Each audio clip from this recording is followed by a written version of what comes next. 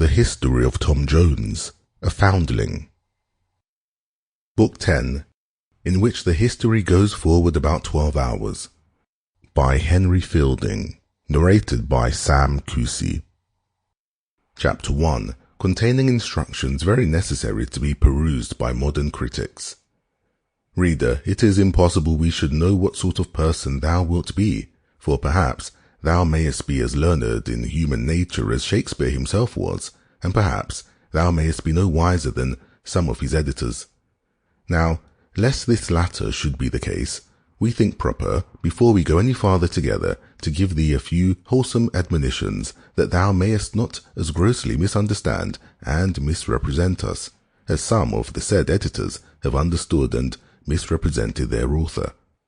First, then, we warn thee not too hastily to condemn any of the incidents in this our history as impertinent and foreign to our main design, because thou dost not immediately conceive in what manner such incidents may conduce to that design. This work may indeed be considered as a great creation of our own, and for a little reptile of a critic to presume to find fault with any of its parts without knowing the manner in which the whole is connected, and before he comes to the final catastrophe, is a most presumptuous absurdity.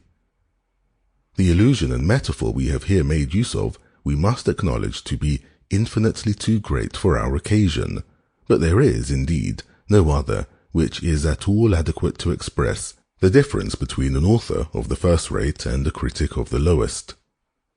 Another caution we would give thee, my good reptile, is that thou dost not find out too near a resemblance between certain characters here introduced, as for instance between the landlady who appears in the 7th book and her in the 9th.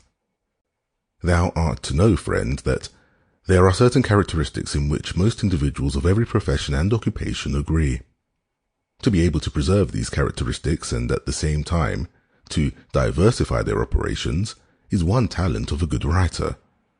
Again, to mark the nice distinction between two persons actuated by the same vice or folly is another, and as this last talent is found in very few writers, so it is the true discernment of it found in as few readers, though I believe the observation of this forms a very principal pleasure in those who are capable of the discovery.